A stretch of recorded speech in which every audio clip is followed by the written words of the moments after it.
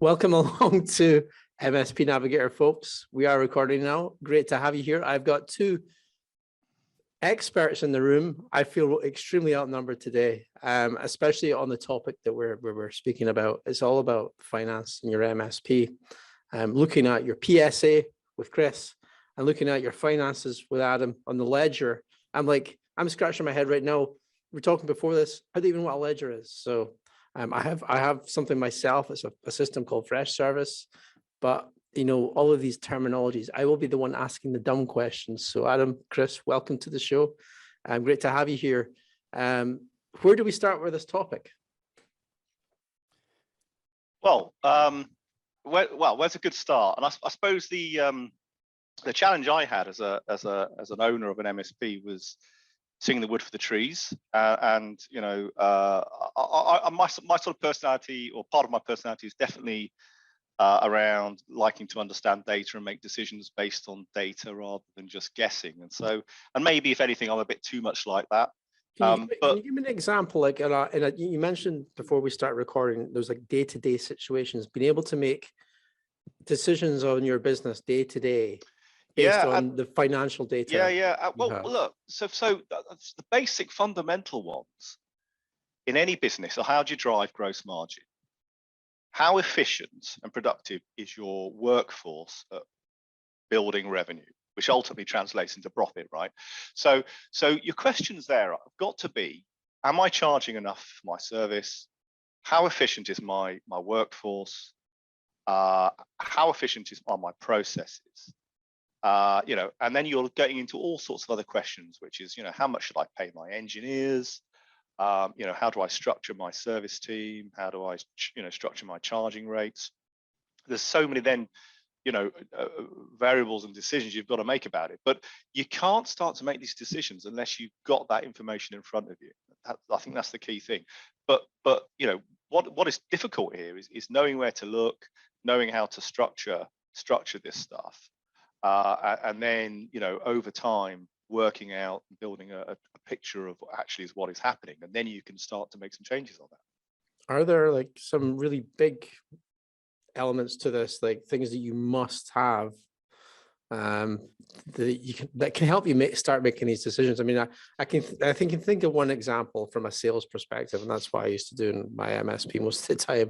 And the MSPs that I worked with was, how did I price what I'm quoting? That was like the biggest thing for me. And to tell you the truth, in the sales roles, I wasn't really thinking of it from a profitability point of view. I was more looking at what I could make from that client, particularly, compared to what potentially my competitor or the incumbent MSP is making. And I can, just talking around that, Scott, you were asking about, where to start and getting that information in. Well, Adam alluded to this earlier on, is making sure that you have that information in front of you. Okay. And a lot of the time, that information needs to be entered into some kind of system somewhere, right? Either into an accounting tool or PSA or whatever the case might be. So, and also understanding how much your engineers cost, because you need to know when the work is done, how much those engineers cost, and as Adam said, how profitable are they and how efficient are they? Ultimately, then you can look to see from a contract perspective, how profitable are the contracts within your customers. So you've got to have that information somewhere, and a good place to put that, I'm just going to kind of start this conversation off, is a good place to put that is going to be into a PSA tool. I knew you were going to say that, Chris. Oh, well, I could have said accounting tool. I could have said something else, but you could have said ledger. Yeah, ledger, or these words that you and I don't understand. But yeah, it's got to go into some kind of tool. And 90% of MSPs on the planet are using a PSA tool of some sort or another, and all of them are going to be able to capture this information. So things like burden rates. How much do your engineers cost? Putting that information in, the cost of your products and services. So things like you're buying Microsoft 365 from wherever it is that you're buying it from, those costs need to be in the system as well. So that when you're then looking at the profitability of those contracts, you're going to be able to, very easily look at the revenue minus all of those costs, and that's going to give you the profitability. And I think I absolutely agree with that. And I think the PSA tool really comes to life if you can accurately populate it with your costs, you know, your licensing costs, your labor costs, and you know, keep that updated and as accurate as possible. I don't think it's very easy to do that. And actually, Chris, I'd be interested to hear more from you on smart ways of automating that, so that there's less work to do in terms of having accurate COGS or cost of goods sold in your PSA. And because for me, you know, your Xero, your QuickBooks, they're great tools for giving you the truth around your true P&L and your balance sheet, and they help you with a whole load of things. But actually, they fall short when you're starting to look at the details of, you know, pricing methodologies, efficiencies with your workforce, profitability of clients, because they don't have all the hours. They don't have all the hours details in there, and all the labor and everything in there. So so I think it's very much a case of getting the best out of both of these tools. But in many ways, I would lead with the PSA, and I'd really want to work hard at getting, you know, the costs in there. One thing we're working on, and we don't have it today, but one thing we're working on is having some kind of reconciliation report between the data in a PSA and in your ledger, so you can actually see where your PSA may be out from a COGS perspective. So that's something that hopefully could help with this. But what are your thoughts on that, Chris?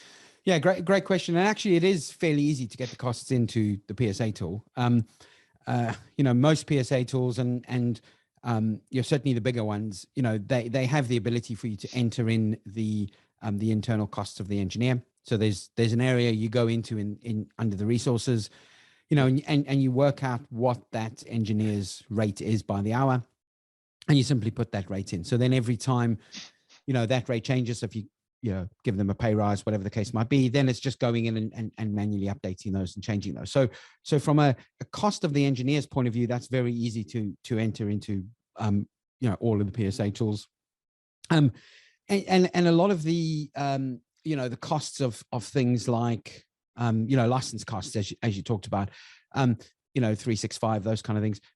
There's a lot of integration with companies out there. So, you know, I'm not going to mention all the names out here because there are a bunch of them, but they'll integrate into all the PSA tools and bring that information in. So they'll bring in not only the cost price, but the selling price, and keep those updated. So every time there's a change of a cost or a selling price within that vendor, then it automatically updates the cost of those. I've services. seen that feature in one of the lesser known PSAs, and it pulls in all of the Microsoft CSP licenses for all of your Pulls clients. the whole lot in. Yeah, exactly. And I mean, it's, you know, and that's brilliant, because then every time those prices change, the MSP doesn't have to then go and manually update all of that stuff. The only thing really that would manually have to change is going to be the cost of the engineer, which in most companies isn't going to change that frequently anyway. So even if it's once a year, or, you know, even, you know, once every 6 months, it's not hugely onerous to just go in and update that figure. So I'm going to ask, I'm always thinking to myself right now, I'm like, why do we need 2 bits of software? Like, why is this just not all handled by the PSA? This is maybe a question for Adam, but do you know what? That's a left field question. Well, I don't know, but maybe this is just, you know, purely historical, and maybe the fresh service, whatever. Well, but maybe if all the data is already there in your PSA, as Chris is saying, it's like, well, why do I need this other tool? I suppose it's I suppose it's historical, isn't it? The traditionally, you know, the accounting systems were, you know, presumably one of the first pieces of software to be written. This is a $1 billion idea coming up right here, I think. And this is, you know what, Scott, this is the same question as, you know, why they're bicycles and cars. They kind of, they do the same thing, right? I mean, a bicycle and a car will both get you from A to B, maybe one slightly slower than the other. But, you know, accounting tools are designed to do accounting stuff, like Adam said, you know, your P&L and your balance sheet and your tax returns and all those kinds of things. And, you know, although a PSA tool is a business management platform and allows you to kind of do all of that, it stops at the billing, because really what it does is it says, it's going to generate the invoice, and then it's going to just take that invoice and push it into the accounting tool. And then at that point, it's then for the accounting tool that kind of takes over and does all of that thing. When you think about it, I mean, a PSA tool has everything, right from the beginning, from sales stage all the way through. But none of them in any PSA tool is, they're not the best of breed on each individual thing, right?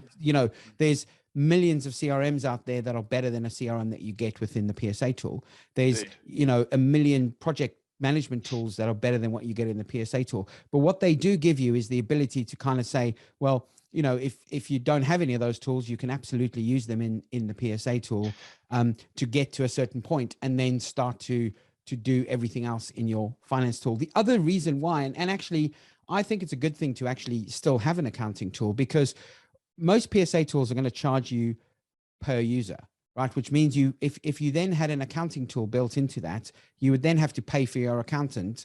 If you were using an accountant or a company like Adam, you'd then have to pay for them to be able to another log agent in and actually do that kind of stuff. So what I always suggest to people to do is do the invoicing, push it into your accounting tool, and then go, okay, it's now over to my accountant, and they can do whatever they do. And Scott, actually, there are tools out there that do try and do everything. All the big tools like the PeopleSofts and the Barnes and all those huge ERP systems. Enterprise which stuff. which don't actually translate down to the SME IT business. They're too expensive, too big, and too clumsy. That was definitely a left field question, and well, it's an interesting one, isn't it? Because that question is really, do you try and get one system to rule them all, or do you have best of breed and have lots of different systems? The reason I'm bringing it up is because I am seeing a move to that in other areas from an MSP perspective. So you're getting a lot of these CRMs that are now including like the quoting element, and it's pulling the data in from the vendor right directly into the quote. And so it's just like a natural progression. That was why the question was there. Now, before we hit record, we were kind of discussing what we were going to be talking about, and that was when you should be using the PSA and when you should be using the ledger. We've covered like, the reasons from a PSA perspective on, tracking the cost of your engineers and things like that. And that's probably not something you'd be doing in your ledger. Is that right? Well, you're getting that information at a top level. So your PAY information is coming in, and depending on how you structure your nominals on your chart of accounts, you can subdivide those according to projects, professional services, time-based services, sales, marketing, overheads, etc. So at a bare minimum, you should be structuring your labor into revenue earning people and overhead people, so you can start to measure gross margins properly. But if you want to start looking at efficiencies of projects and things like that, then you can the project team, you can subdivide again. But maybe at that point, maybe the question is actually, is the PSA the better tool to start looking at those margins and efficiencies? And so, absolutely, I'm just a firm believer of simplicity, not overcomplicating, for the sake of it. And actually, if it's easier to use your PSA tool to pull this information out, then do that. So for me, it's definitely a combination of the two, and using some benchmarking software appropriately, or some benchmarking tools, using some trending tools and analysis tools to start to pull some of this data out. And I think there is opportunity to improve that, and again, it's something we're working on. But you can get plenty of information if you structure your chart of accounts and your nominals correctly. You can get plenty of information out of your QuickBooks or your Xero. That's going to tell you some of the story. You can pull that into a dashboard tool, and then you can go to work on a lot of the variables that are in your PSA. And then I think where it really comes to life is when you can start to pull both those sets of data together. So, you know, well, there's various things you could look at, but once you can start pulling in, you know, the number of seats that you might have into your PSA, you know, you're looking at revenue per seat, you're looking at billable hours utilization, all sorts of things like that, which I'm sure Chris can talk more about. Mm. Yeah, and I mean, all that information, like you say, is going to be in the PSA tool. And I would agree with you, Adam, is I would kind of start that, you know, the cost of engineers, you know, billable resources, all that kind of stuff. I would be putting that into the PSA tool, because you're also going to be able to then see, you know, how much time has been done against tickets, how much time has been done against the contract, and look at that profitability information directly from the PSA tool. So the way I do it, and the way a lot of the MSPs do it, is kind of get that profitability information about, you know, how much engineers have cost, how much the contract is costing, how much that labor against the contract is costing, all that kind of stuff. That information is reported on from, you know, from the PSA tool itself, and it has all of those reports built in, you know, and on most of them, well, most of them have a really good reporting capability. Some of them have, you know, really good kind of business intelligence reporting dashboards and graphs and all these kind of things that you can easily pull out a profitability dashboard to see, you know, how much does the labor cost me? You know, how much have I made on products and services? And then those can actually also then be aligned into the nominal code. So when you bring that stuff through into, you know, into QuickBooks or Xero or whatever accounting tool you're using, you can bring all of that stuff in and align it into the correct place within the nominals. And I would say, you know, my own experience on this was it wasn't actually that easy. These are complex tools. There's a lot of data. There's a lot of moving parts. It took us years, I would say, actually, ultimately, to start getting accurate, meaningful data out of our system, and we could have done it a lot quicker than that. But I think it's, I think there actually is quite a lot to it. You know, making sure you have got your, you know, your service catalog set up correctly. You've got your agreement set up correctly. You've got your engineer costs in there properly. You've got your vendor pricing integration set up properly for agreements. You know, there's probably other stuff as well. You've got to have your chart of accounts set up correctly, and then that aligned properly with your PSA. So there's quite a few moving parts you've got to get right, and then you can start to actually pull out a lot of that information. Yeah, you know, Adam, it would actually be really nice if there was any consultants out there that could actually help with that. Do you know anybody, Chris? I have no idea if there's any PSA consultants that can actually help you get it set up properly quicker than a year, right? Because that's exactly what it is a lot of people don't do this because it's just too hard, or they don't know where to go, or what have you. So yeah.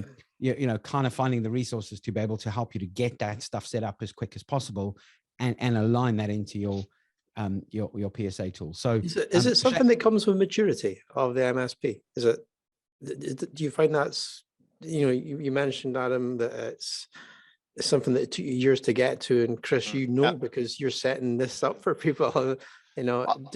Well, yeah, I mean, you hear stories out there of, well, there's a lot, you know, maturity. There's you only know what you know, right? So when you are low maturity, you don't really know your low maturity. And I suppose that's the challenge, isn't it? So over time you build that maturity, and then over time you start to learn what good looks like, and you start to learn that you need to have a handle on your numbers, and then you start to make better decisions. And sorry, go. I was going to say, if I can interject, there's actually I think there's a big reason why it takes so long for a lot of MSPs to get that information in, and that is, you know, what I always bang the drum about in the industry is, I think a lot of people get a PSA tool for the wrong reasons, right? So they buy it as a service desk tool and don't realize that actually you can do all this finance stuff in it and never get it set up, because they just get to a point where it's like, well, you know, we need a ticketing system, so we're gonna do tickets, we're gonna do all these cool things, and then realize actually, you know, a few years in the business, that actually now they need to start looking at profitability information, but they so you know, they've used it specifically as a service delivery tool. Agreed. And that's fundamentally the reason why a lot of MSPs take so long to actually get that stuff in there, purely because they don't look at it with the mindset right in the beginning of, okay, I need a PSA tool that's going to help me with everything in my business. And right from the off, I want to start getting all of this information in so I can start reporting on profitability from day one. And so I think that's fundamentally a reason why it takes so long. Yeah, I 100% agree with that. And most MSP owners are engineers, so you know they're naturally drawn to the service delivery element of this. That's their sort of comfort zone. You know, they're focused on pushing this work out, and you know they're making some profit at the end of the year. Their accountant, you know, 18 months later or 10 months later tells them they've made some profit, and so they're like, okay, I'm fine, you know. And I think that's where there's a big gulf here. You know, there's so much more that can be done to then raise the overall performance of that business and of course the profits as well, just by starting to really drill down and start to look at some of these numbers. And actually, you know, in saying that earlier on about using it as a service delivery tool, you know, I think we should probably, for those MSPs that probably don't know what a PSA tool is, I should probably explain kind of what it is, right? And it's more than just a service delivery tool, right? It does everything in your business. I actually don't like the word PSA. I normally call it a business management platform, because pretty much that's what it is. It's a platform that's going to manage your entire business. So it's going to do, you know, all of your sales, you know, your opportunity management, all of that kind of stuff, your contract management, billing, you know, invoicing, all that kind of stuff, as well as service delivery. And when I work with customers to help them get the product set up, I actually normally leave service delivery right until the end, because the most important thing getting into your PSA tool is exactly what you talked about, the costs of, you know, of the licenses, the cost of the engineers. Think about the money first. Think about why exactly the business. Think about the money first. Exactly. That is the reason you're in business, right? Is to make money. Sure, you've obviously got to keep your customers happy, and there is a service delivery element of that, but that's not the key focus of a PSA tool, in my opinion. So I always start right at the beginning and kind of go, okay, let's look at putting in the costs and all of these kind of things, and then we focus on sales and opportunities, and we leave service delivery right until the end.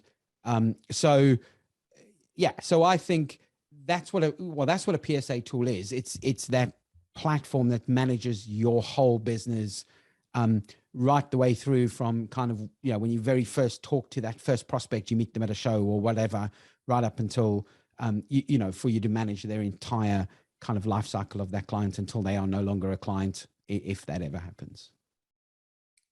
That makes a lot of sense. And then we've got the other side of this, which is from an acquisition perspective, making your business more sellable. Do you find that it's maybe more of a question for Adam, I'm not sure, but you obviously have to have things in order, and there's a whole due diligence perspective. But there's almost like another level there, is that it's in your PSA as well. It's almost like another little layer of transparency in the business for someone that's potentially looking to, you know, buy it. So I can talk firsthand, having sold my business not too long ago. So a really interesting experience. Only went through it once, learned so many lessons and know how to do it better the second time. But the due diligence piece is a huge piece. Everyone I've spoken to who also has recently sold their business, you know, agrees with that, and a fascinating experience. And you know, we were bombarded with requests for all sorts of data, and we were frankly pulling it out wherever we could. So obviously a lot of it was out of zero. You know, pulling together all of the P&L and balance sheets reports from out of that. But then back to the PSA, absolutely same thing, going into the reporting capacity of that, pulling out gross margin reports on a client by client basis. And what was interesting actually is we, I can't quite remember, but I think we changed our configuration of our PSA about 18 months before we sold. And hence a lot of the data was only 18 months old, actually. And so that was a situation where we couldn't do any better. You know, that was the only data we had. Yeah. And effectively the buyer just had to put up with that.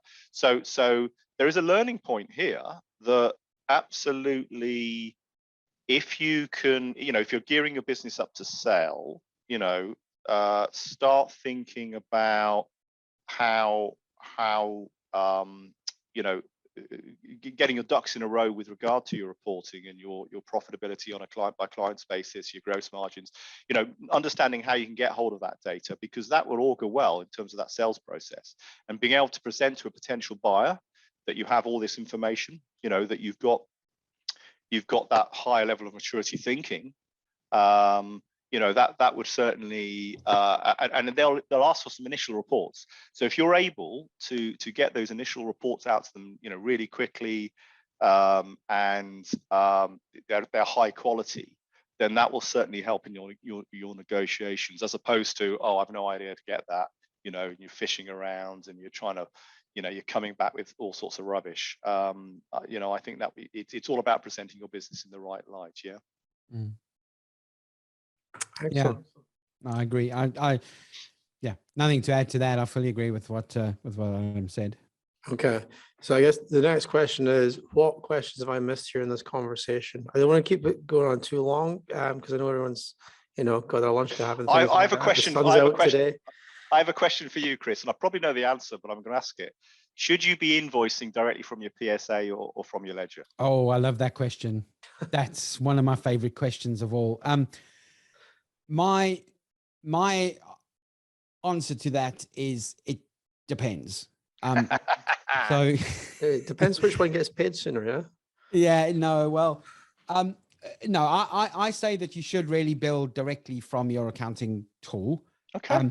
But when I say bill directly from your accounting tool, I mean generate the invoice in the PSA and then push that through into your accounting tool and send that invoice. The reason for that being is you've got to get it into your accounting tool at some point anyway, right? So yeah, at some point it's got to get into QuickBooks, it's got to get into Xero. So you might as well get it in there right in the beginning and then send it to your customer. Your customers are also used to getting invoices from that accounting tool anyway. The format and the look and feel of the invoice out of the PSA tool is going to be completely different to what you have in your accounting tool. So I always say generate it out of out of the accounting, out of the PSA tool, and then push that into the accounting tool. The only time I would really send it directly from from the PSA tool is if for whatever reason you don't have some kind of accounting tool. Maybe you're just generating invoices and you're using, which I hope isn't happening in the MSP industry, but maybe you're using Excel or you're using some other kind of mechanism to work out your P&L and all that kind of stuff. Then you might want to send it from your PSA tool at that point. And also, if you were using the client portal that was built into the PSA tool, that allows your users to log in and actually view their invoices as well. And at that point, they're going to be viewing the PSA invoice, and then it is going to be different from the accounting tool. But the way I do it and the way I recommend to all my clients to do it is generate it in the PSA, push it through to the accounting tool, and then send it from the accounting tool. So we agree. So that's an interesting, and actually, in an ideal world, it'd be great to invoice from the PSA, but my view is that there's always going to be errors creeping in. There's always going to be mistakes, etc. And yes, you can issue credits and what have you in your PSA, but ultimately your compliance, your end of year accounts, is going to be driven from your ledger. That's what you're sending to your accountant. That's the only version of truth you have. Yeah. And so for me, that's what you have to rely on 100% from a compliance perspective. You want your PSA matching that as close as you possibly can, but the likelihood is there's going to be some things that get missed. Yeah. And I think, ultimately, therefore, absolutely do what Chris has just said, sync it through, get it as right as you can, but ultimately the arbiter of truth is your ledger and invoice from that. And actually saying what I said earlier on about, an extra license, if you sent it from your PSA tool, even if you got it into your well, if you send it directly from your PSA tool, what that would mean is your accountant would have to log into your PSA tool to look at the invoices, to see what invoices you've sent, what credits you've sent, all those kind of things. So getting it into your accounting tool and sending it from there, it just, like you say, it's all in one place. Your accountant can log into your accounting tool. It's all there. Everything's there. No one has to look at anything inside the PSA necessarily. And you know, also when you send it straight away from a PSA tool, you need to wait for the sync to happen into the accounting tool in order for it to match invoice numbers. So if you sent it now and then pushed it later into your accounting tool, you're going to have an invoice number in Order Task or in ConnectWise or any of the PSA tools that are going to be different from the invoice number in the accounting tool until the sync happens. Normally it's instantaneous, but I have seen it happen before where the invoice goes out, it has a slightly different number on it, and only when the sync happens, it then updates and writes that invoice number in.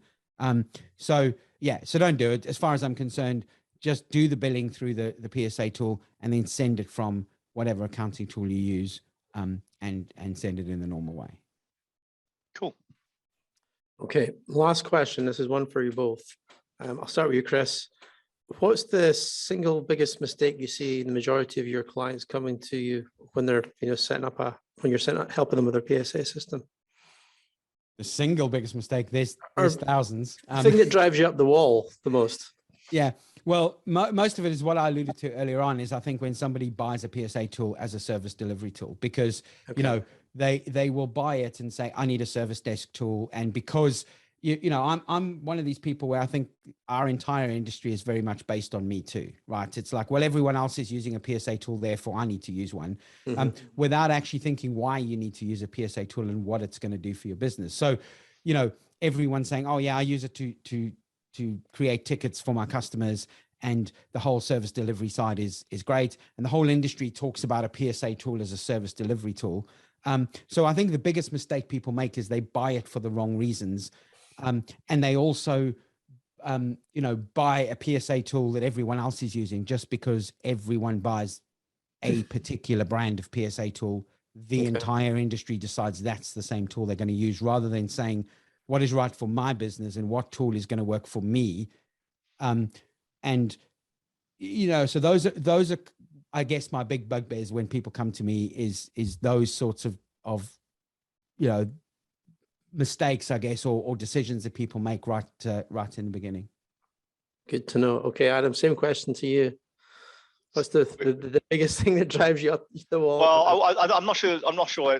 It's driving me up the wall. What's the biggest mistake you see? Yeah, or not necessarily a mistake, but I think it's probably the. I mean, the sort of premise of what we're offering here is that there's so much an owner can do once they start to understand the numbers, and it starts with getting the basic, accurate books in place, timely month-end procedures. And then starting to, you know, on a standardized chart of accounts, and then starting to understand the trends, understand the margins, get into some of the detail on which products and which services are profitable and which aren't, which clients are profitable, which aren't, you know, and starting to understand some of these ratios. Because once you do, then you absolutely can start really honing into what's important. What are the priorities? You know, and how do you start pricing things? How do you start deciding whether you can afford that next engineer or not, or where that problem is? You know, is the problem somewhere else? You don't actually need another engineer. And you can't do any of that unless you start with the bedrock of your data, your finance data, your PSA data.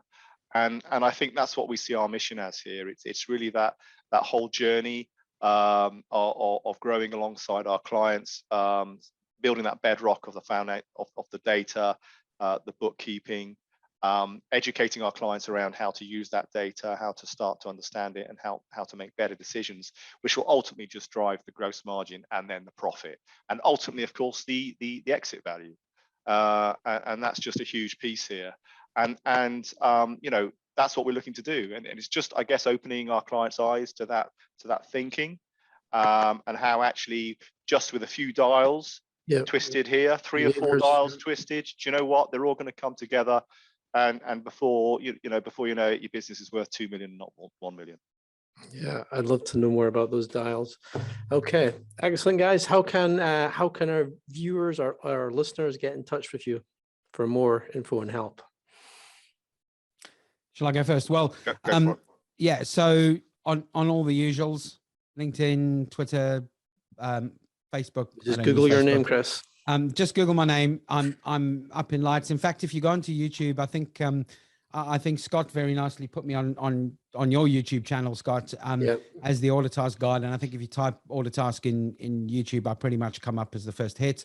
But otherwise, ZandelaConsulting.com, or also on my book website, which I'm just going to do a shameless plug for now, which is psaprofitability.com, where you can go buy the book from there, or Amazon. So yeah, I'm everywhere. You'll find me. Excellent. Good Yeah, stuff. and so not as complex as Chris. Adam at MSPFinanceTeam.com. We also have a podcast coming online, or just give us a call.